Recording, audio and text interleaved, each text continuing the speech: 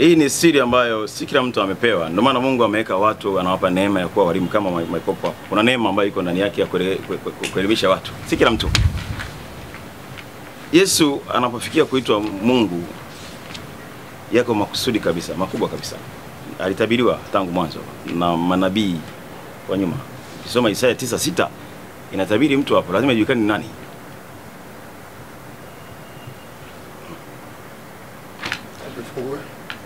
Tunaanza hapo. Tuanzia hapo, tuone utabiri afu tuone huku alafu niseme kwa nini Yesu anakuwa ni Mungu. Yangu mtazamaji, hapa tunasoma ni Biblia. Hii ni Biblia. Hatusomi maneno mengine, hapa ni Biblia. Tunasoma Biblia. Naam. Tunasoma Biblia Isaya 9:6. Naam.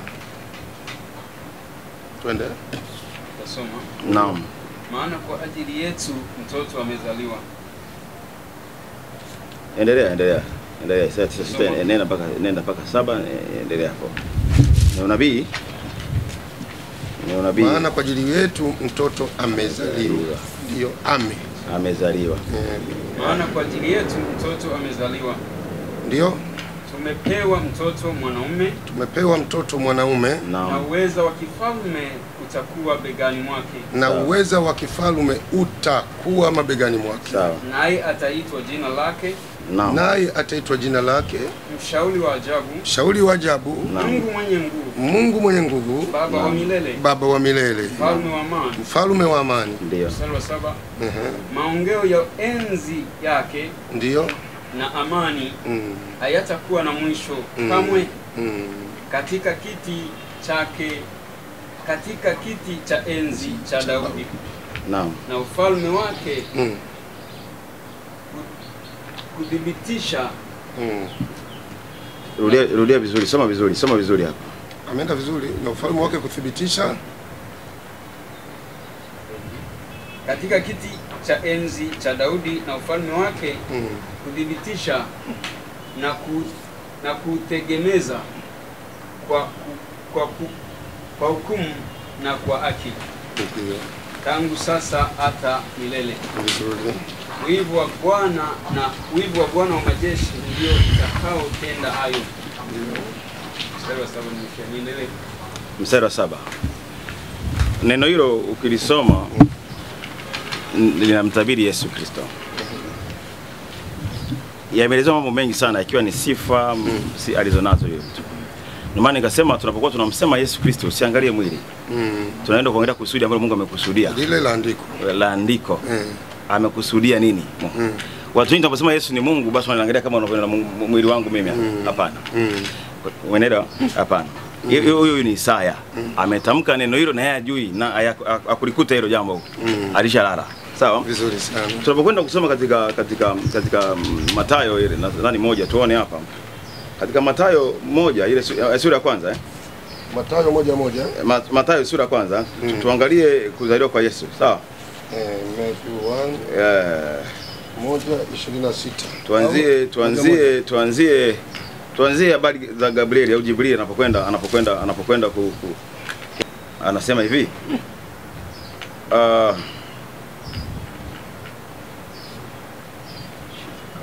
Tumeanza Mathayo 1 ngapi tumeanzia?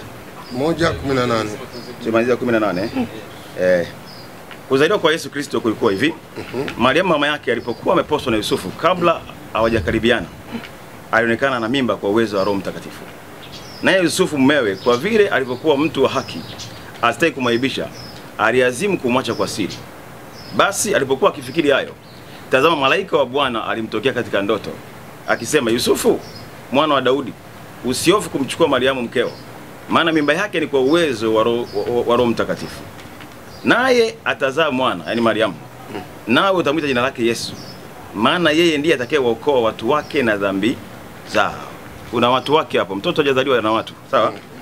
Watu wake na dhambi zao. 22 anasema hivi, hayo yanayotokea hayo yamekuwa hivyo ili litimie neno lilo neno na Bwana kwa ujumbe wa nabii akisema, na 23, tazama bikira atachukua mimba naye atazaa mwana, nao watamwita jina lake Emmanuel, yani Mungu pamoja nasi. Maneno haya yanathibitisha kwamba yamekuwa kutokana na neno la nabii. Nabii huyo ni huyo Isaya. Sawa? Isaya 9 6 na Isaya 7:14. Kile inayotokea lazima ithibitishwe kwamba likusha neno inathibitika sasa, inadhihirika sasa. Huyu anayezaliwa ana watu tayari. Na limekuwa hivyo kwa sababu isha neno tangu zamani. Kwamba bikira atachukua nani? Atachukua mimba. Ndio inathibitika neno la kinabii. Neno litamkwa zamani inathibitika sasa, inadhihirika sasa. Bikira amechukua mimba kwa uwezo wa nani? Wa Roho Mtakatifu. Sawa? Sasa anasema Mungu pamoja nasi. Na pale anasema ataokoa watu wake na dhambi zao. Tayari ana watu wa kuokoa na dhambi zao. Maneno haya tunasema Yesu ni Mungu kwa kujua kusudio la Mungu tangu mwanzo. Anapokuja kuwasilimisha watu. Napenda kutumia neno hilo, kuwasilimisha watu. Kuwasilimisha watu kumwelekea yeye, ana hukumu. Anaamua atakavyo. Wewe unafahamu kabisa kumfu ya kuni brother. Hakuna anaweza kumpangia. Ana hukumu kwamba sasa ninataka iende kwa namna hii na watu wajifunze kupitia hili. Kwa hiyo ana hukumu kuvaa mwili kama wenye mwili. Awe mwalimu. Awaelekeze namna kumwelekea, wasilimishe kumwelekea yeye. Umeelewa ndugu yangu? Hapa tunaona inatamkwa kwamba Mungu mwenye nguvu, Mungu pamoja nasi, lakini hakuna udhihirisho wa Mungu katika mwili kama hajaingia katika mwili. Ndio maana unaposoma Yohana utaona kuna maneno Yohana moja pale inaongelea habari za nini? Habari za Mungu kwa yeye ni neno na sifa zake na nini na nini, mpaka inafikia mahali sasa ana hukumu kuvaa mwili kama mwenye mwili. Awafundishe. Mungu ni mfundishaji, ndio mwalimu wa kwanza, nadhani unafahamu.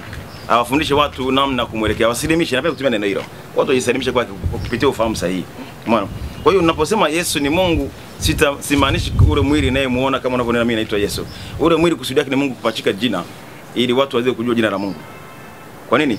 Mungu anahusiana na watu kupitia jina. Uweza wa kiungu uko ndani ya jina.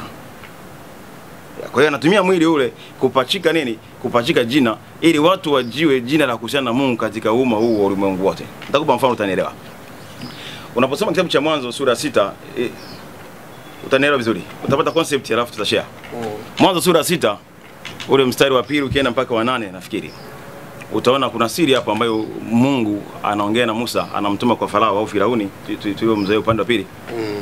Anatamka jina lake. Kuna neno Mungu kama cheo, alafu kuna jina. Mungu anahusiana na watu kwa jina. Ndio maana mtu anatakiwa anapopokea Mungu lazima akwambie jina lake nani. Umenisoma bro?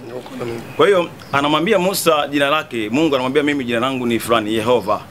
Katika muktadha ule wa Israeli wakiwa kwa Farao na Musa akituma kuwatoa watu kwa Farao kuwapeleka katika nchi ya ahadi. Na ile ni picha kwa ajili ya ulimwengu sasa ujao wote. Sasa anapojua kuhusiana na ulimwengu wote sasa atumie jina Yehova. Atumie jina Yesu kama ulivyoona anapewa Mariamu hapa. Umeelewa? Na hii kwa Kristo nayo inaita changamoto sana. Kuna watu wanatumia Yehova ambaye haina majibu. Umeona? Kwa hiyo Mungu anatumia jina kuhusiana na watu. Wakati wa Musa na Waisraeli na mpaka kina Daudi kina Sulemani, yani kabla Yesu hapa, Mungu wao alijidhihirisha kwa jina la nani? La Yehova. Na wakati wa Ibrahimu, Isaka na Yakobo, Mungu alikuwa hajidhihirisha jina lake, wao walimjua kama Mwenyezi Mungu au Mungu Mwenyezi. Kwa mujibu wa Mwanzo nini Kutoka 6 hiyo 2. Si kama unapata concept hapo. Niko na wewe. Ili tuweze kuongea habari za Mungu ambaye tunakusudia tunene naye pamoja. Sawa? Kwa hiyo tunapoona kwamba Yesu tunasema ni Mungu, hatumaanishi ule mwili. Tunamaanisha elimu tulionayo kwamba Mungu alipohukumu kuwajia wanadamu kuwafundisha kuwasilimisha, alihukumu kuvaa mwili kama alivyohukumu kuvaa kijiti katika sura ya kijiti au wakati wa nani? Wakati wa Musa. Ile Mwanzo sura 3 nafikiri. Ile sura ya 3 Kutoka 3 nafikiri. Sura ya 3 alipovaa kijiti na Musa akasujudu kutoka pale 3. Ni Kutoka 3. Umeona? Kwa hiyo Mungu anahukumu kuingia akiwa na kusudio fulani ili watu waweze kumuelewa, wajisalimishe kwake. Kwa hiyo wakati huu amehukumu kuvaa mwili, ule mwili aweze kuweka jina, watu watambue jina la Mungu wa ulimwengu wote ni nani. Na ndio maana leo hii mimi ninapokuwa nashirikisha watu wa Mungu, jina la Mungu anaoitumia wakati huu watu wahusiane naye, wajisalimishe kwake, si Yehova tena, japokuwa ni jina lake. Jina la watu kuhusiana naye katika ulimwengu wote ni Yesu. Atuangalie mwili sasa, tuangalie jina hapa. Sio kama unapata concept. Sasa Yesu ni Mungu kwanza, tunaongelea jina. Kwa sababu nikupe mfano, nikienda kununua maji hapo supermarket, nikimwambia muuzaji nipe maji, ataniza maji gani? Kilimanjaro hai. Nikiongelea uhubiri wa Kiislamu wataniza mhubiri gani? Nilikuwa na mhubiri wa Kiislamu nani? Lazima niseme ni Maipopo, niseme ni Mazinge, niseme ni Kashasha, niseme lazima kuwepo na identity ya jina. Kwa hiyo Yesu ni Mungu kwa maana ya jina. Sasa tukienda katika kazi zake tutaona kwamba sifa moja hapo umesema ni ya kusamehe dhambi. Yesu alikuwa anatoa mifano kabisa, anasamehe watu dhambi zao. Tuwe taratibu. Sawa? Hii ndio maana inaitwa habari njema. Sawa? Lazima ufurahie, lazima ufurahi. Ndio maana inaitwa habari njema. Sawa? Sasa unavoogelea. Sawa? Tuko na wewe? Tuko na wewe. Sifa ya kwanza ni ya kusamehe dhambi kwa sababu ataokoa watu wake na dhambi. Na akafanya mfano kabisa live kabisa, dhambi zako zimesamehewa leo. Unaona? Hiyo ni sifa ya kwanza. Sifa ya pili ni kuwa na hukumu juu ya uzima na mauti. Anakuja hapa watu uzima. Maana anasema yeye ndio ufufuo na uzima. Yaani hiyo ndio alikiyama, ana amri ya kiyama. Ndio.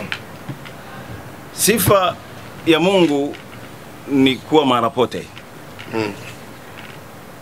Mimi niko hapa nimwamini Yesu kwa njia ya kusoma tu Injili nikaielewa. Ishara ambazo ninazo mimi ambazo alisema naye muamini atakuwa nazo. Aliye kwetu kule, mimi mtu wa Kagera, aliye kwetu kule kwetu kabisa kule mwisho kabisa kule. Akiamini kwa jinsi ambayo imeandikwa kama mimi, tunapata ishara hii. Which means yuko mahali pote. Ndio sifa yake. Na sifa hiyo inamfanya aweze kuona vitu vyote. Ndio maana mahali fulani alimwambia mtu fulani na Nathanaeli kwamba kabla yani ujaje hapa nisha kuona umekaa kwenye mti. Ziko sifa nyingi.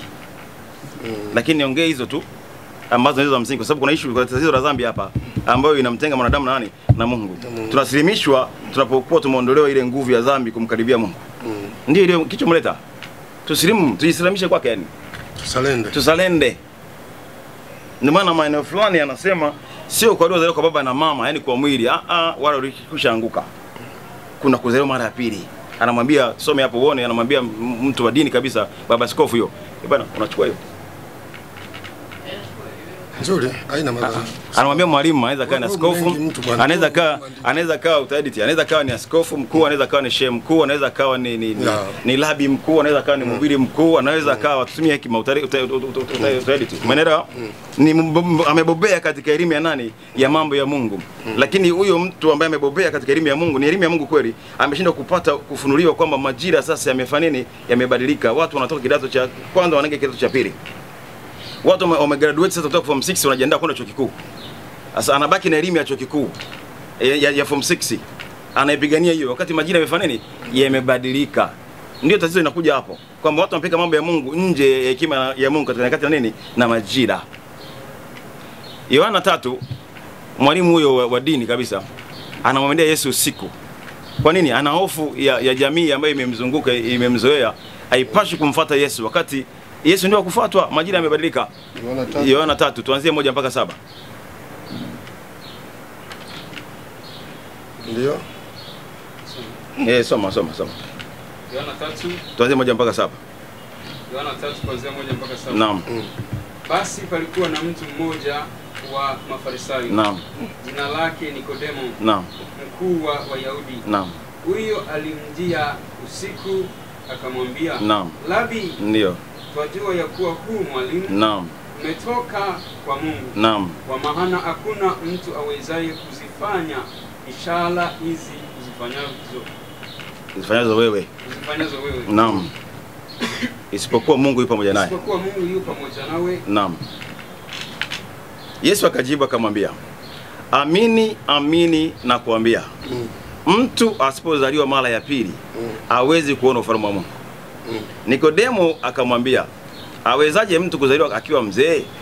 Aweza kuingia tumboni mwa mamaye mara ya pili akazaliwa? Yesu akajibu, amini amini na kuambia, mtu asipozaliwa kwa maji na kwa roho hawezi kuingia ufalme wa Mungu. Kilichozaliwa kwa mwili ni mwili, na kilichozaliwa kwa roho ni nini? Ni roho. Kwa hiyo kuna elimu nyingine hapa kwamba baba na mama wamekuzaa katika namna ya mwili, wamekuweka hapo. Kuna namna ya Mungu kukuzaa, kusilimisha umwelekee yeye, ndio kuzaliwa mara ya pili. Kwa sababu Mungu ni roho. Waaminio wanamwabudu katika roho na kweli. Anasema hapa amini amini. Anasema kweli, maana jina lake ni kweli. Haki brother. Kweli kweli nawaambia, au amini amini nawaambia. Hiyo ni sifa ya Mungu, unajua. Kweli ndio jina lake pia, utaliona huko. Kweli. Kwa hiyo lazima tumezaliwa na wazazi katika imani zilizokuzwa nazo kama tulivyoongea mwanzo pale. Anataka tupate kutafuta elimu sasa tuweze kuzaliwa mara ya pili. Sio kwa baba na mama. Umenisoma? Kwa hiyo yako maandiko mengi ambayo kwa haraka tu yanaweza kuonyesha kwamba Yesu ni Mungu. Na point nyingine kwa nini ni mwana wa Mungu. Kwa mfano, nikupe andiko moja la mwisho tukwenda nalo. Tutasaidia. Yohana 10, nafikiri Yohana 10:32-33. Yohana 10:32-33. Kuna mambo yameandikwa pale ya kutufundisha kupitia kwa wenzetu. Jinsi walivyoona. Yohana 10:32-33. Kumbuka Yesu alizaliwa katika Wayahudi, wana imani ya Kiyahudi na madhehebu yao Kisadukayo na Kifarisayo. Yesu akawajibu, kazi njema ni maonyesha zitokazo kwa Baba. Kwa ajili ya kazi ipi katika hizo mnanipiga kwa mawe? Wayahudi wakamjibu, kwa ajili ya kazi njema tukupigi kwa mawe, bali kwa kukufuru. Yani anakufuru Yesu. Na kwa sababu wewe uliye mwanadamu wajifanya wewe Mungu. Unaweza kuona kuna kizazi ambacho bado anachenye akikumuelewa, lakini Mungu anakitumia kufunua vitu. Yani Mungu anatumia watu na vitu. Kwamba tukupigi tu kama unafanya kazi njema.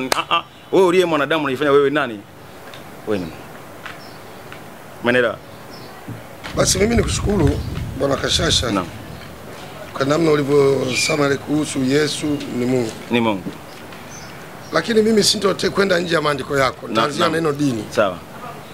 Bwana Kashasha, dini ni kitu muhimu kwa binadamu. Yaani iwe isiwe, dini ni sawa na kusema wewe unataka kuwa rais wa Tanzania alafu huna chama. Wakati katiba yetu inataka ili mtu agombee urais lazima awe na chama. Dini ndio mwelekeo sasa wa kutenda mema. Uwezo ukatenda mema kama huna dini.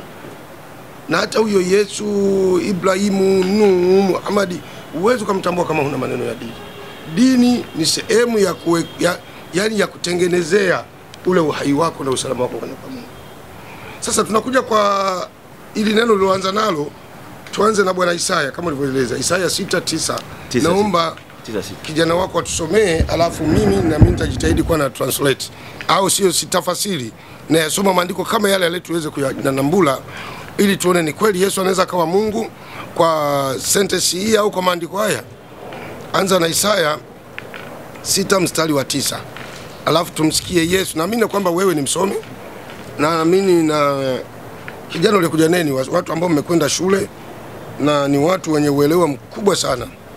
Haya, tunaanza hapo ndugu yangu. Isaya 9:6. Isaiah 9:6. Tulianzia Isaya 6:9. Ilikuwa ni 9:6. Oh right. 9:6. 9:6 nasoma. Tukaenda mpaka 7. Maana kwa ajili yetu mtoto amezaliwa. Biblia inasema maana kwa ajili yetu mtoto amezaliwa. Sasa kabla tujaenda mbali tunaanzia hapo kujiuliza. Watu wa saikolojia wanasema wasiwasi ndio akili. Wakati wa Isaya Yesu alikuwa amezaliwa au bado? Alikuwa hajazaliwa. Isaya anasema maana kwa ajili yetu mtoto amezaliwa. Ni kitendo cha wakati ule au cha baadaye? Naomba nikujibu. Kama kasema tuongee tu kwa namna ya kufahamiana. Tuongee kwa kufahamiana tu sio vurugu. Masuala ya ufalme wa Mungu ni sasa. Hata wokovu ni sasa. Wakati wa kubarika ni sasa. Kupiga shahada ni sasa brother. Sasa kesho. Unaelewa kabisa. Kwa hiyo Isaya anaongea katika lugha ya kimbingu kabisa. Sasa. Lakini nipe nafasi. Lakini Isaya hakumwona Yesu. Ndio, yani wewe umesema ni utabiri. Isaya kumwona Yesu. Huu ni utabiri. Isaya anasema maana kwa ajili yetu mtoto amezaliwa. Ni future au ni past tense? Ni so past or future. It is now. Ni lugha ya sasa. Ya sasa. Endelea. Ya sasa. Tumepewa mtoto mwanaume. Tena anathibitisha Isaya sema tumepewa, sio tutapewa. Tumepewa mtoto mwanamume. Kabisa. Na uwezo wa kifalme utakuwa begani mwake. Anabadilika tena Isaya anasema na uwezo wa kifalme Sawa. sio unakuwa. Sawa. Ni tendo tena la baadaye. Inajieleza kabisa. Naam. Naye ataitwa jina lake mshauri wa ajabu, Mungu mwenye nguvu. Ataitwa huyo mtoto ataitwa mfalme wa amani, Mungu mwenye nguvu, Baba wa milele. Sasa ili ufalme utabiri huo onekane ni kwa Yesu kweli, anazungumzwa Yesu. Wapi Yesu aliitwa mfalme wa ajabu, Mungu wa mwenye nguvu, wapi? Alipozaliwa Yesu, kisoma Luka 1:26, anapatiwa mimba.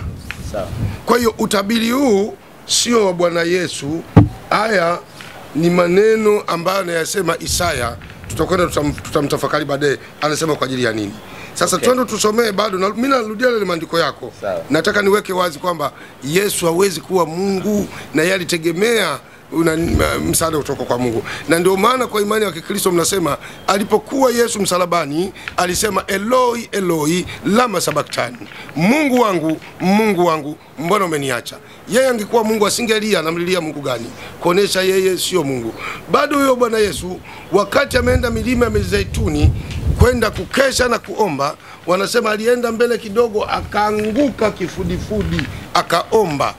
Akasema, Baba, kikombe hiki kiniepuke, sivyo nitakavyo mimi bali utakavyo wewe. Sasa huyu angekuwa ni Mungu, anamuomba nani?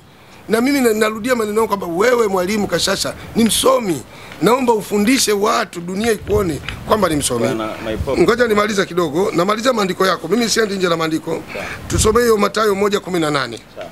Mimi hiyo tu. Unajua tatizo kama ulivyosema mwalimu, maandiko watu wameacha, wanatumia yani kurahisisha mambo ya kiimani kwamba tuyapeleke kwa taratibu huu. Na mimi nakupenda sana, na muomba Mungu akuokoe, haki ya Mungu, Mungu akuokoe, akufanye kuwa Muislamu kaka yangu, tukale wote ufalme wa Mungu. Soma. Mimi nashukuru kwa kunialika. Nakupenda sana Kashasha. Nashukuru kwa kunialika. Na sio leo, napenda mjadala huu uendelee. Mathayo 1:18. Ndio. Kuzaliwa kwake Yesu Kristo kulikuwa hivi. Anasema kuzaliwa kwake Yesu Kristo kulikuwa hivi. Huyu nani anaripoti hizi habari? Naam. Anaripoti hizi habari nini, ili tumwamini? Ili tumwamini. Kumbuka kanuni, Mungu anatumia watu na vitu. Ni kweli, ni kweli kabisa. Kitabu Mathayo. Mathayo anasema kuzaliwa kwake Yesu Kristo kulikuwa hivi. Wakati Mathayo Yesu anazaliwa hakuweko. Na hii inaosomwa hapo kwa wazi kabisa sio Injili. Ni nini? Kwa sababu Injili ni maneno matakatifu aliyopewa Yesu na Mungu. Sasa tunaona kwamba huu ni utabiri ambao unamtabiri Yesu mnavyotuambia. Sasa kama ni Injili ingesema maisha ya Yesu yako hivi au ya Mungu, lakini hii kuonesha sio Injili, inasema kuzaliwa kwake Yesu Kristo kulikuwa hivi. Sasa Injili kapewa Yesu, haya maneno yanakuja kabla ya Yesu. Kwa hiyo ndio tuambie Injili ilitangulia kabla ya Yesu? Ni swali unaniuliza. Liweke peni utajibu. Je, Yesu alitangulia au Injili ilitangulia? Ni kwamba Yesu alitangulia ndipo Injili ikafuata, sababu Injili na Yesu ni kitu kimoja. Endelea mwalimu msomaji. Mariamu mama yake alipokuwa ameposwa na Yusufu. Inaeleza historia hii, sio Injili, hii ni historia. Mariamu mama yake Yesu alipokuwa ameposwa na Yusufu, kama vile kwenye vitabu vya Kiislamu kuna kitabu kinaitwa Maisha ya Mtume Muhammad sallallahu alaihi wasallam, kinaeleza kabla ya kuzaliwa, baada ya kuzaliwa, maisha yake ndio haya. Kwa hiyo hii sio Injili. Endelea.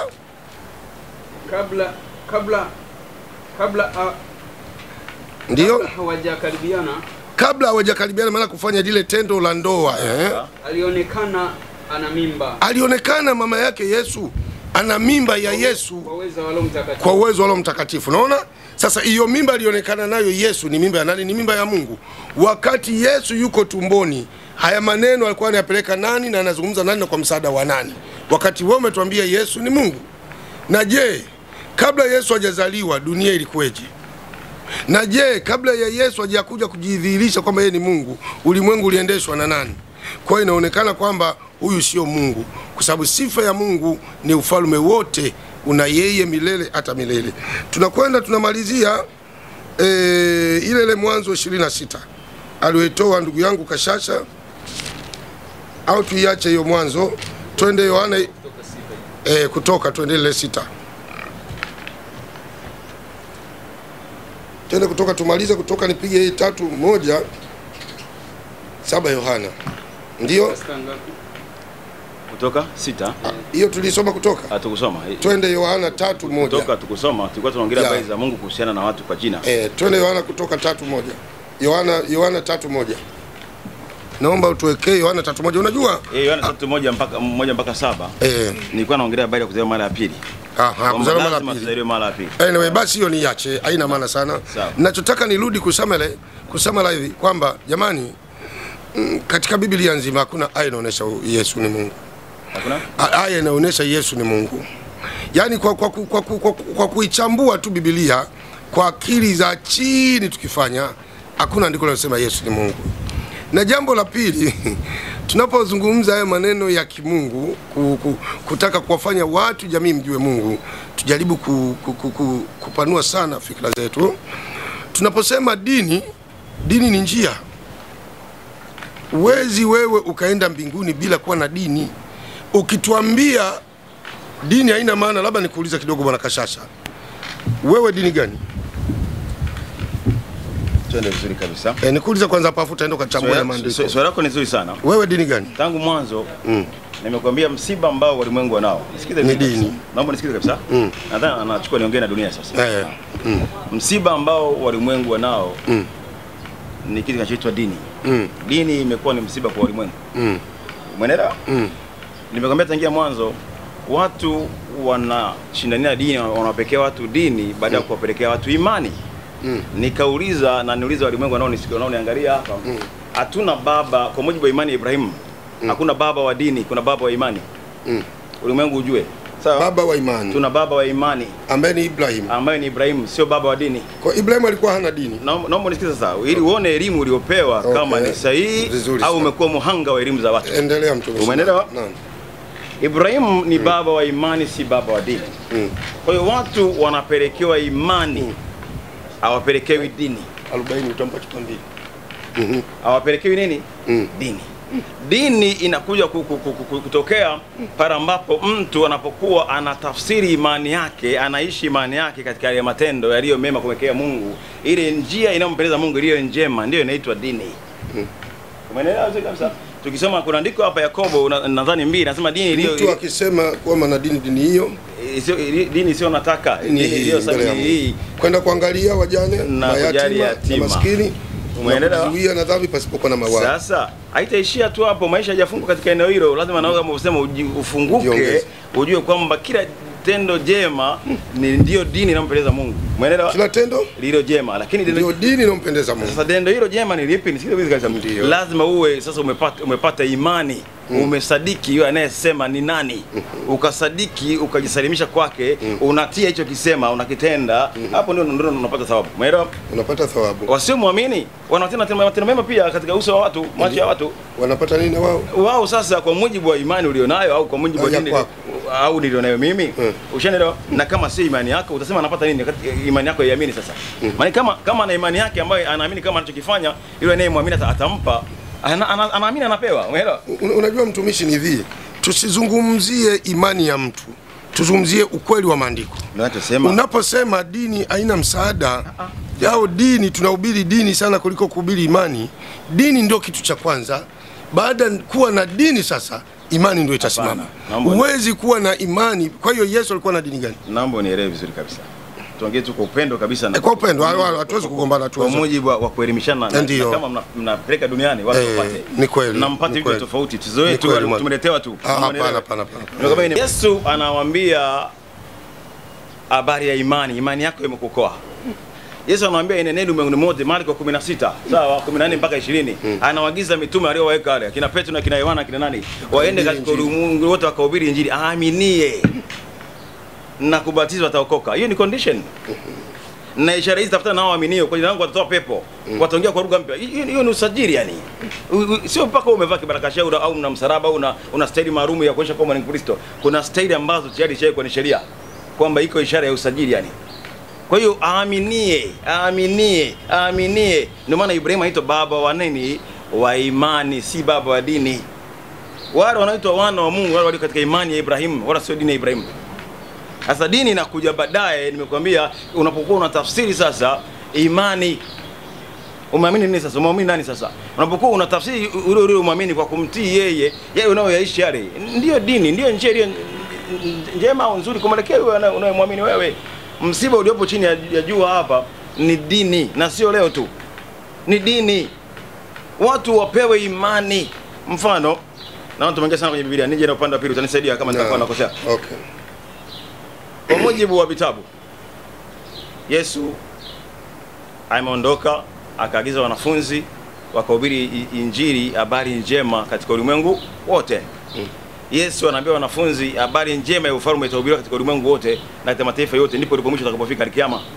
Kwa hiyo unaona kilichotakiwa hapa, itakiwa Mtume Muhammad alayhi wasallam anapokuja atembelee katika msingi wa maandiko haya. Naomba nielewe kabisa. Nje ya msingi wa maandiko haya watu kama mimi bado naendelea kumtafuta kana kwamba kama ni mtilia mashaka. Nisikie, na sio madogo, ni makubwa. Umeelewa? Sio madogo. Wala usina sasa ongea tu. Yaani huo ni ukweli unaongea, kwa sababu ungekuwa unamwamini Muhammad ungemfuata. Uko sahihi, wala usiwe na hofu. Na kwa sababu Muhammad yupo katika imani ya vitabu au vitabu ambavyo ni vya imani, atakiwa imani ya Ibrahimu, sio dini ya Ibrahimu kwanza, imani ya Ibrahimu.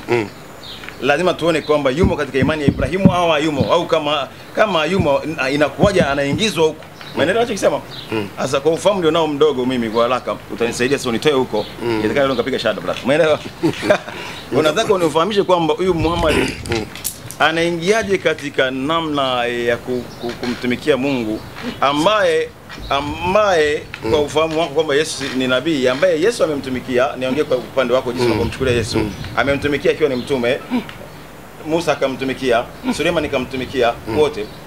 Unapowasoma taarifa zao na namna ambavyo wamepokea mambo ya Mungu, kuna namna ya kutofautiana kwa Muhammad.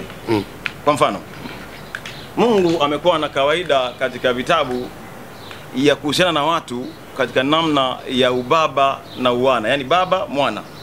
Hajaanza leo hiyo. Ameanza kwa Israeli, ameita mwanae Hosea 11, ukisoma moja pale itakuonesha. Amekuja kwa Suleiman, anamwambia Daudi kabisa, Ufunuo unamwambia Daudi kwamba bwana wewe utajenga nyumba ya kuabudia kwa sababu mikono yako imemwaga damu, bali utazaliwa mwana, utampa jina lake Suleiman. Hata jina Mungu ndio kampa Suleiman na Daudi, kwamba huyo ndiye atakaye nijengea nyumba, mimi nitakuwa baba kwake na atakuwa mwanangu. Vitabu vinasema wanaomwamini Yesu katika Yohana 1:12, waliamini jina la Yesu wanapewa uwezo wa kufanyika wana wa Mungu, maana duniani kote. Sasa anapokuja Mtume Muhammad anatupa elimu inayotuambia kwamba Mungu ana mwana katika na hayo, kwa sababu ana mke. Mimi napata kuona kwamba akupata ufunuo au kupata concept ya uwana ni nini, kwa sababu hapa hakuna swala la kumhusisha Mungu na mke. Umeelewa? Ni swala la kimahusiano tu kama una baba na mwana. Umeelewa? Kwa hiyo anapotuambia Mungu ana mwana wakati mimi ni mwana wa Mungu hapa kwa kumwamini jina lake, huo nao ni msiba kwa dunia. Umeelewa? Kwa hiyo inanipa shaka mimi, sijui wengine, kwamba katika kuwa msemaji wa Mungu wa Ibrahimu, Isaka na Yakobo, yeye sio msemaji. Ibrahimu, Isaka na Yakobo. Atatuambia ni kwa Ismaili ni msemaji. Atatuambia sasa ni Mungu ndiye mtuma, sawa? Ili tuweze kuwa na umoja amoni wale wote ambao wamejihusisha na Ibrahimu. Vizuri, hapo simama kidogo kwa sababu ndo nakimbia. Unajua ni hivi, na ndipo hapo Wakristo wengi mnachemka. Sawa. Kwamba unazungumzia habari za Isaka, Ibrahimu na Yakobo. Kwa Ismaili unapiga chenga. Ngoja nimaliza kidogo samani. Kwa sababu gani? Unajua ukimgusa Ismaili tayari umeshamkubali Muhammad wewe.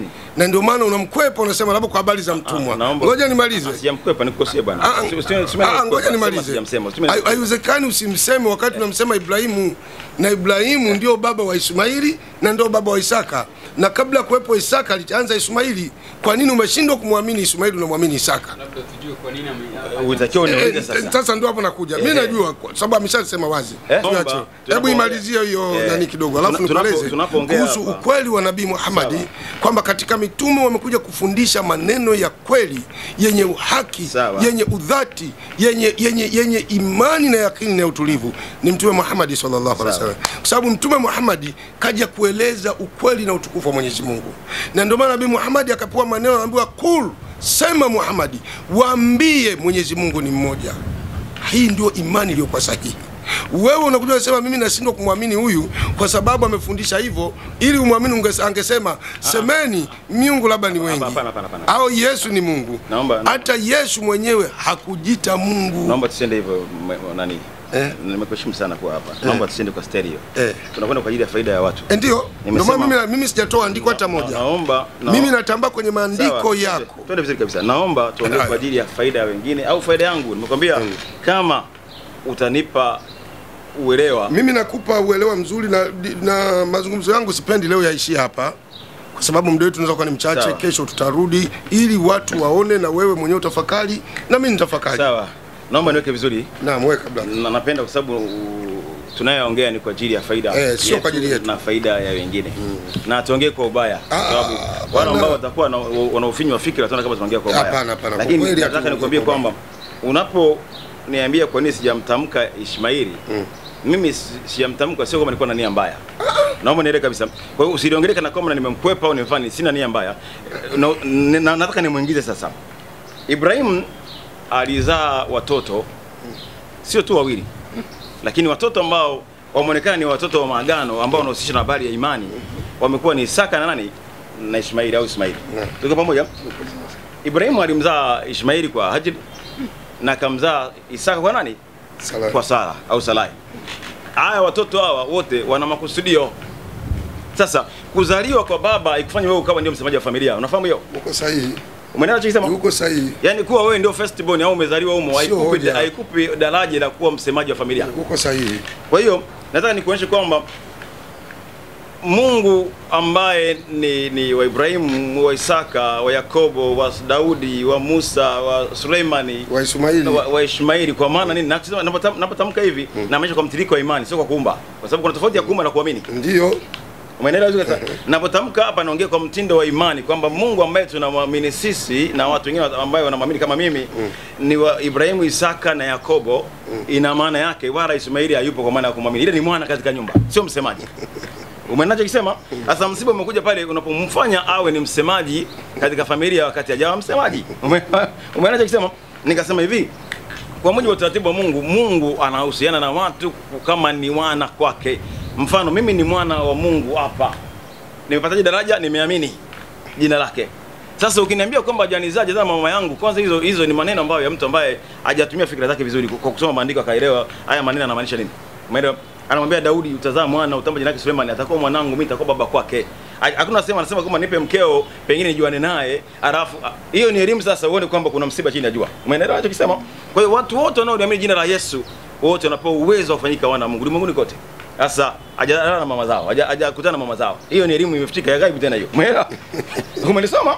So Isaka ndiyo mwana wa Ibrahim, ndipo ukija ukaangalia mtiririko wote unakuja kutokea Yesu. Ndio maana tukisema Yesu katika Mathayo ile sura ya kwanza. Huko sina shida, basi naomba na mimi nipe nafasi. Unajua ni hivi mchungaji. Unajua kuna vitu na vikataa alafu navisema mwenyewe. Kama nini sasa? Japo kwa unafikiri kwamba labda nataka nikutengenezee uwio wa kuachuki, hapana. Nilichokisema hivi brother, wewe umekiri na unarudia kukiri kwamba Ismaili humuamini. Yaani kivipi yani? Yaani kivipi? Mbona unakwepa hapo na kivipi? Wewe mwenyewe umekiri kwamba unavyoamini kwa wote ni watoto. Sawa. Lakini tunaweza tukao wote ni watoto baba yetu yule. Sawa. Mimi ni wa kwanza, wewe wa pili, wa tatu, lakini mimi sio msemaji wa familia. Akawa huyu. Sawa. Umeelewa? Nikakwambia hiyo ndio tunaweza tukafanya hivyo. Sawa. Na mimi nasema labda msemaji wa familia ni wewe. Sawa. Sasa katika hao watoto wawili wewe unasema Mungu wa Isaka, Mungu wa Yakobo, Mungu wa Ibrahim. Sawa.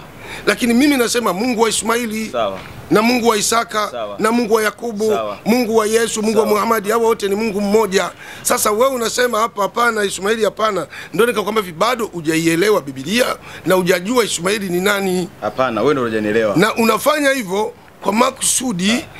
Ngoja nikueleze, sio kwamba wewe umesoma bwana, mimi naamini. Sio mtu ambaye mjinga, umesoma na unajua Biblia. Kuna vitu unavificha hapa kwamba nikimsema Muhammad nani Ismaili, basi Muhammad nitamkuta mbele. Na ndio maana unasema hata Mungu wa Ismaili, Mungu wa Isaka. Sasa nataka nikwambie katika watoto wawili wa Ibrahimu na Ismaili, mtoto wa kwanza wa Ibrahimu ni Ismaili. Mtoto wa pili wa Ibrahimu ni Isaka. Na miongoni mwa watoto ambao Mungu aliweka ahadi akasema ndiye Mungu akamwambia Ibrahimu atakayemlishi yeye atoka katika viuno vyake. Atakayemlishi Ibrahimu atatoka katika viuno vyake Ibrahimu. Na ukisoma katika Ismaili na Isaka, mtoto aliyetoka katika viuno vya Ibrahimu, yani mtoto wa tendo la ndoa ni Isaka. Ismaili ni Ismaili. Isaka ni mtoto wa ahadi. Ibrahimu akufanya tendo la ndoa na Isaka, ila Mungu alimpa tu baada ya Sarai kulia wivu ya kuzaliwa Ismaili, na Mungu akambariki Ibrahimu, akambariki Ismaili, akamwambia nitakufanya kuwa taifa kubwa na mkono wa Mungu utakuwa juu yako. Na tukio lililofanyika pale, hebu tusomee Mwanzo 21 mstari wa 14. Tusomee vizuri sana. Mwanzo 21, naomba isome hii. Mwanzo 21:13. Naomba isome kwa utaratibu kabisa. Mwanzo 21 mstari wa 14. Iko vizuri kabisa. Ibrahimu akaamka asubuhi. Twende taratibu, wewe isome taratibu na mimi naona tafsiri. Ibrahimu akaamka asubuhi na mapema. Biblia inasema Ibrahimu akaamka asubuhi sana na mapema. Akatoa mkate na kiliba cha maji, akimuitika akimwekea, yani begani pake, kwamba nenda sasa mke wangu. Na kijana akamruhusu. Na kijana mtoto ambaye ni Ismaili, wote akawaruhusu ondokeni. Naye akatoka akapokea katika jangwa la Beersheba. Na yeye akatoka Sarai na huyo kijana wote na Ibrahimu wakapotea katika jangwa la Beersheba. Beersheba hii sasa hivi ndio Maka, ambao ndio leo Waislamu wanasimama katika Arafa, Waislamu wanafunga duniani kote. Ni tukio hili limo ndani ya Biblia. Ndugu yangu anasema twende. Endelea. Yale maji yakaisha katika kiliba. Yale maji yakaisha yote katika lile bakuli. Akamlaza kijana chini ya kijiti kimoja. Akamlaza Ismaili chini ya kijiti kimoja. Na hapa ndio historia Ukristo umeficha. Tutakuja utakuta hapa ndio Kristo umeficha. Endelea. Mstari 16. Akaenda akakaa akimkabili mbali naye kadili ya utupa mshale. Akaenda akawa anakimbia yule mama Hajar kwa kuona amemlaza mtoto chini ya jengo la Arabu, jua ni kali. Ismaili analia, Hajar analia. Endelea. Maana alisema nisimuone kijana akifa. Maana alisema mama naona uchungu kwa mwanae, nisimuone mtoto sasa anakufa. Roho inaumia mama yetu Hajar. Naye akakaa akimkabili, akapaza sauti yake akalia. Ismaili sasa akapaza sauti akalia sana kwa jangwa la Arabu linavyopiga jua. Endelea. Mungu akasikia sauti ya kijana. Allahu akbar. Muujiza wa kwanza wa Mkristo. Mungu anasikia sauti ya Ismaili. Mwenyezi Mungu anasikia sauti ya Ismaili. Mwenyezi Mungu. Malaika wa Mungu akamuita ajili kutoka mbinguni. Mungu, malaika wa Mungu anasikia sauti ya Ismaili, mtoto wa Kiarabu, baba yake ni Mkurdi, anatoka uhuru wa Kardao katika nchi ya Iraq. Ismaili analia, Mungu anasikia sauti, malaika anasikia sauti ya Nabii Ismaili kutoka mbinguni. Mungu akamwambiaje Ismaili? Akamwambia, una nini ajili? Una nini wewe Hajar? Usiogope, maana Mungu amesikia sauti. Subhanallah. Usiogope Hajar, mke wa Nabii Ibrahimu. Mungu amesikia sauti ya mtoto, kaisikia sauti ya mtoto ambaye baadhi ya watu wanasema Ismaili hayumo katika familia. Ondoka ukamuinue. Ondoka ukamuinue kijana. Akamshika mkono mwake. Akaenda akamuinua akamshika mkononi mwake. Nitamfanya kuwa taifa kubwa. Mungu anaweka ahadi, anasema Ismaili yeye Mwenyezi Mungu atamfanya kuwa taifa kubwa, taifa kubwa, taifa la Waarabu. Endelea. Mungu akamfumbua macho naye akaona. Mungu akamfumbua macho naye akaona taifa kubwa ni taifa la Waarabu. Kwa sababu gani? Ndani yake atatoka nabii anaitwa Muhammad, na katika watu maarufu duniani ambao utajwa majina yao kwa wingi, uwezi jua likatoka asubuhi mpaka jioni mtu hajataja jina hili la Mtume Muhammad sallallahu alaihi wasallam, jina ambalo limekaa la ilaha illa Allah Muhammadur Rasulullah. Uwezi kumtaja Mungu bila kumtaja mtume wake Muhammad Rasulullah. Na jina hili la ilaha illa Allah Muhammadur Rasulullah ni 1024. Ziandike tu, la ilaha illa Allah 1012, Muhammadur Rasulullah 12, jumla 24. Mchana na mpaka jioni masaa mangapi?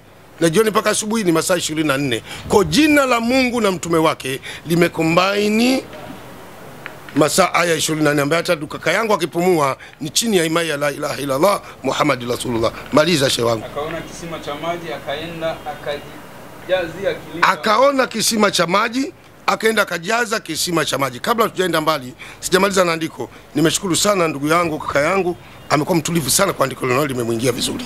Sasa labda nikuulize tu kwa haraka, tukio hili limo ndani ya Biblia. Hebu nieleze na useme ukweli wa dhati, ili tukio limefanyika nchi gani? Lilifanyika nchi gani? Kwa sababu kuna maji hapo yametajwa. Aliyajaza kwenye bakuli, akaenda akampa Ismaili. Niambie maji haya yako nchi gani? Tukio hili lilifanyika wapi ambapo Biblia inaripoti? Alafu tuendelee. Okay, swali lako zuri. Naam. Unamaanisha nchi gani kwa sasa au kwa sasa? Toka wakati ule mpaka leo. Hapa haijaelezwa kwamba ni wapi. Haijaelezwa. Haikuelezwa. Sasa labda nikusaidie. Naam. Tukio hili au nchi hii imeitwa Beersheba. Naam. Beersheba kwanza huyu Ibrahim kihistoria aliishi Iraq. Uhuru wa Kardayo. Yeye ni Mkurdi. Sasa tuliko pamoja? Biblia inaitwa Mesopotamia. Ibrahim akatoka na Nabii Lot. Wakaja moja kwa moja paka Palestine. Walikaa pale. Baada ya njaa na shida na dhiki ya chakula Palestine, Ibrahimu akaondoka akaenda Misri. Akafika Misri Ibrahimu akiwa na mke wake Sara. Sara alikuwa mwanamke mzuri sana. Na Ibrahim na Sara ni ndugu, mtu wa baba mkubwa na baba mdogo. Kwa hiyo alioa dada yake. Akafika kwa Misri. Mfalme wa Misri alikuwa ni mfalme dhalim au dhuluma. Alimpenda mke wa Ibrahim, alikuwa ni mzuri kuliko wote. Hapa japata kuonekana mwanamke mzuri kama yule. Yule mwanamke akamchukua Farao, akaenda kalala naye. Ibrahimu akaulizwa, huyu ni nani? Kwa hofu ya kuuawa na yule mfalme, yeye alisema ni dada yangu. Baadhi ya wasomi wa dini wanaviona wanasema hakusema uongo Ibrahim.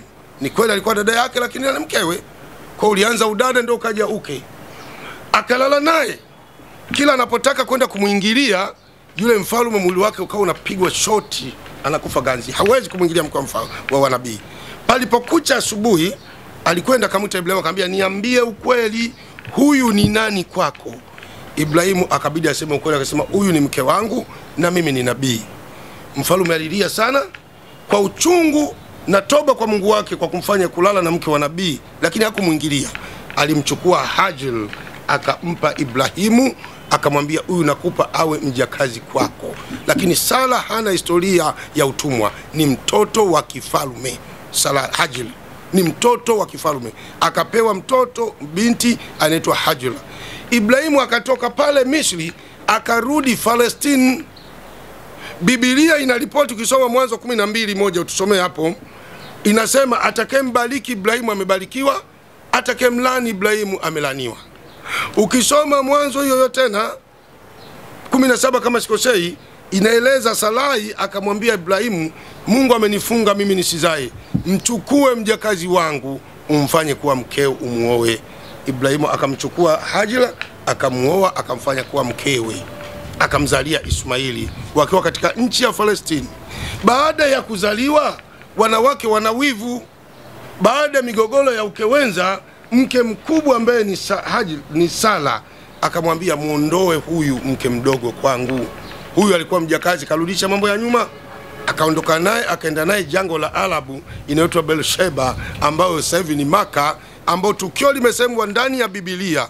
Wallahi na hapa Mungu ndio linafanywa na mahujaji wote Waislamu wote duniani, halifanywi na Wakristo. Ukisikia hija ndio hii Safa na Marwa ambayo Waislamu wanakimbia huku na huku pale, ndivyo tukio lilofanya Hajar, Waislamu wana react. Ukisikia maji ya Zamzam ndio haya yamesemwa na Biblia. Tatizo tu ni watu kusoma historia. Sisemi tatizo huyu, huyu ni mtu. Tatizo hata watu wengi hawasomi Biblia. Na Mtume sallallahu alaihi wasallam amesema, atakayekunywa maji ya Zamzam kwa yakini na imani yoyote yule, basi Mwenyezi Mungu anamwondolea maradhi yote. Kwa ili watu wapone, wapate shifaa, wawe na afya, ni kwenda kunywa maji ya Zamzam ambayo hata Biblia imeyathibitisha. Mtumishi wa Mungu, mimi nakupenda, wallahi nakupenda kwa dhati kutoka ndani ya moyo, na namuomba Mungu akufunulie uone ukweli ufate. na ndugu yangu nampenda, Mungu amfunulia uone ukweli aufuate, na hata ikiwa sio leo, hata kesho Mungu atatembea na wewe. Tutoe kwenye point yetu kwamba nilikuwa naongea kwamba Muhammad nimejenga hasa. Yes Mungu. Niko kwa Muhammad. Maana yote kwa Muhammad.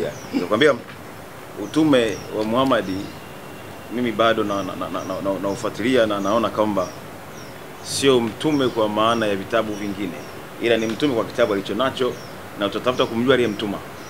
Umeelewa? Tutatafuta kumjua. Sasa huko sahihi. Umeelewa? Na mazungumzo haya yatakiwa sikizwe na watu ambao wanapenda kutumia akili zao. Wale ambao ni wavivu kwa kufikiria hayahusu ya mazungumzo. Umeelewa? Haya. Mimi ninapofuatilia na kugundua Muhammad sio mtume kwa mujibu wa vitabu hivyo vitangulia. Yaani Mungu aliyowatuma wale hajamtuma Muhammad. Kwa nini? Sasa naomba unaniuliza kwa pointi hizo ambazo nazizungumza, baadaye ya kuwa unaongea maneno mengi unanipoteza. Umeelewa? Nikiongea jambo hiki halijakaa hivi, niambie kwa nini, nikupe sababu. Alafu niambie kwamba hii sio hivi, ni hivi. Alright. Umeelewa? Una ushahidi wa andiko katika Qur'ani au Biblia au Torati, Zaburi, Injili na Qur'ani linalosema Muhammad sio mtume? Okay. Andiko ambayo inasema exactly unavyotaka hivyo kwamba Muhammad sio mtume, Muhammad bin Abdullah sio mtume. Kama unavyotaka exactly alipo. Ila una mashaka yeye. Naomba niseme sasa. Ila unapokuwa unasoma kufuatilia mwenendo wa mitume na wanavyohusiana na Mungu aliyowatuma, unagundua na msiba unatoka hapo mara nyingi sana. Mimi nikitaka nisitaki mambo yako haya, nitakwambia bwana, ninaishi ni wapi ambapo Allah anasema mimi ni Allah nimemtuma Jibril, na Jibril anasema bwana mimi ni Jibril nimetuma na Allah. Hakuna. Naomba nielewe kabisa. Wewe tutaniuliza, mimi nitakuonyesha. Kwa tusome vitu kama watu ambao wanatumia akili sana. Muhammad sio mtume kwa sababu iko tofauti na mitume wengine. Nimekupa mfano kwamba Mungu anasema na watu kama wana, ile tulijue kwanza. Sawa? Israeli ni mwanae, Suleiman ni mwanae, akilisha tu mfano. Umeelewa kabisa? Sasa Muhammad anapokuja anatuambia Mungu ana mwana. Umeelewa? Ukinifanya muamini Muhammad mimi hapa, maana yake nini? Tayari nitakuwa nimetoka nje ya utaratibu wa mitume waliotangulia na manabii waliotangulia. Unaanza kusema ndio tumeingia kwa ukasema amepitia kwa Ishmaeli. Kwa Ishmaeli sawa ni mtoto wa kuzaliwa kwa namna ile, lakini si msemaji wa habari za Mungu. Ni msemaji wa habari gani? Umeelewa? Kwa maana nini? Mnyororo wa habari njema. Umeelewa? Sasa tuambie Muhammad hii habari ile ileta kama ni injili, kwa sababu itakiwa mpaka dakika hii tunapoongea iwe na hiyo injili ya ufalme wa Mungu. Umeelewa? Nikupa siku kama nimekupa Mathayo 24:18 nafikiri. Uone kitu ambacho atakiwa kufundishwa na kuhubiriwa mpaka kiyama ifike. Anapotokea mtu mwingine, mwalimu mwingine, awe ni Waislamu na Ukristo ni wa namna yote ile, mtoleo lote lile, mtu mwenye akili timamu lazima ajiulize kwamba nini kinatokea. Umeelewa? Kwa nini? Tunawekeza nafsi. Tunawekeza nini? Nafsi. Hatuendi tu. Kwa hiyo mimi nimesoma nikagundua kwamba unapomwamini Mungu kwa jina lake Yesu unapewa uwezo wa kufanyika mwana wa Mungu. Umeelewa? Na kwa hiyo nimesoma mara pili na ujasiri kusema ni mwana wa Mungu. Sasa ambaye ana elimu ya Mungu atasema ni makufuru. Umeelewa? Lakini elimu ana mimi ni mwana wa Mungu kwa mujibu wa imani ya Biblia ya Injili. Umenisoma? Yeye anatuambia Mungu ana mwana, maandiko kadha wa kadha. Katakazika nayo ana mke. Maana pengine anasema wanakufuru wao na naomba laana iwapate, yani nipate laana mimi ambaye nasema ni naomba nielewe chifu. Na kabla ya kwenda huko kwenye maandiko, pia lazima ufahamu historia ya kwamba kidogo Muhammad baba yake ni Abdullah. Kama tutamka vibaya unisaidie. Abdullah jina hili lina maana, si ndio? Linaelekezwa kwa Mungu. Mja au mtumishi wa Allah. Nakosea? Endelea tu sasa kukuingilia. Ni mja ama mtumishi wa Allah. Sasa Abdullah anapewa jina kama sitakosea na Mtalibu au na babu zake Mtwalibu kumwelekea Allah ambaye wanamjua kabla Muhammad hajaumbwa kupata utume. Hiyo nayo ni shida ya kihistoria na ni shida kwenye maandiko, kwa sababu watu wote wanaomwamini Mungu kwa jina lake Yesu wanaitwa wana wa Mungu, wajazana mama zao, ni daraja. Kwenye historia mzee Abdullah ni mja wa Allah, mtumishi wa Allah, manake amemjua Allah kabla Muhammad hajafanya nini, hajazaliwa, na amepewa jina hilo na wazazi ama na mababu wote vile jamii yake ile kuelekea Mungu wake, kama hapo unaweza kumuita mwanao Abdullah au Abdul Karim. Sasa ni msiba kwamba mzee Abdullah anakuja kumzaa Muhammad, baadaye Muhammad ndio anakuja kuwa mtume wa nani? mtume wa Allah. Sasa kabla ya Muhammad kuwa mtume wa Allah, hawa waliompa baba yake jina Abdullah kama ni mtumishi wa Allah, mja wa Allah, walimjuaje Allah na walikuwa wanaongozwa na nani? Kwa sababu lazima ijulikane, vinginevyo hata huyo Allah mwenyewe anatakiwa wekee mashaka. Kwa hiyo ndugu yangu Muislamu unayetutazama kupitia hii channel ya Mwaipopo, Sheikh Mwaipopo TV, tulikuwa na ndugu zetu hawa Kristo, ndugu yetu Kashasha na ndugu yetu ambaye alikuwa anasoma hapa. Lengo letu ni kufanya mjadala wa dini. Naomba usubscribe, comment na kushare ili uendelee kuangalia mjadala huu unaendelea. Hoja yetu kubwa ilikuwa Yesu Mungu, Muhammad si mtume au ni mtume. Yesu Mungu au si Mungu. Ndio mada kubwa kupitia vitabu viwili, Biblia na Qur'an tukufu ambao iko hapa, ndio tukivisoma. Kwa mimi nikuombe ufuatilie sana mjadala huu kwa kila siku, tutaendelea kupeana elimu. Kubwa zaidi mimi namuomba Mungu amuoneshe ukweli kaka yangu, amuoneshe ukweli mdogo wangu, ili hawa wote washiriki wawe Waislamu, na Mungu inshallah atakufunulieni. Mwisho kwamba mimi nitaomba dua niseme, Mwenyezi Mungu tunakuomba ya Rabbil Alamina utupe uweza na nguvu ya kuweza kukutangaza jina lako. Sisi ni wanyonge, ni dhaifu, hakuna tunalolijua ila kwa msaada wako Mola wetu. Tunakuomba Mungu tupe hekima, busara, uadilifu ya Rabbil Alamina. Utunusuru kama ulivyomnusuru nabii wako Mtume Muhammad sallallahu alaihi wasallam na manabii wote ulivyonusuru, na sisi tunusuru Mola wetu. Leo ni siku ya Arafa, tumefunga na Waislamu wote wamefunga. Mwenyezi Mungu tupe nguvu, umoja, mshikamano wa Waislamu na wanusuru wasiokuwa Waislamu wakujue wewe ili wakupende na waingia katika dini yako. Sallallahu ala sayyidina Muhammad wa ala alihi wa sahbihi wasallam. Alhamdulillah rabbil alamin. Kama unazungumza na kuomba. Baba Mungu, katika jina la Yesu Kristo nasema asante kwa kutupa neema ya kuongea maneno haya ambayo ni kwa ajili ya kutujenga na kujenga watu wengine ili wakuelekee wewe, Mungu wa kweli na pekee kabisa. Asante kwa kutupa neema hii ya kuzungumza kwa upendo kabisa na katika msingi wa utu kabisa. Na tunaamini watakaoweza kuyaona na kuyasikia yakaweze kuwaingia na yakaweze kuwafikirizisha, wakaweze kungamua na kuchukua hatua ya kuamini Mungu ulio wa kweli, Mungu ambaye ni wa upendo, Mungu ambaye ungependa watu wote tukujue. Asante kwa kutupa neema hii, na asante kwa ajili ya msikilizaji na mtazamaji ambaye atatazama akabarikiwe na kufunguliwa kupata ufahamu ili aweze kujua. Asante, amen, katika jina la Yesu. Mungu akujalie uone ukweli na kufuata. Karibu sana. Nimefurahi sana. Karibu sana katika Uislamu. Umeelewa? Karibu sana. Natamani sana. Nimefurahi hata mimi ndugu yangu. Kuwa na amani unapokutana na sisi. Natamani ungeshika moyo wangu usikie. Unasikia? Ni kweli. Unasikia? Nausikia. Moyo wangu umejaa mahaba. Karibu sana. Mungu akutie mapenzi kweli. Mungu akutie mapenzi kaka. Unaelewa?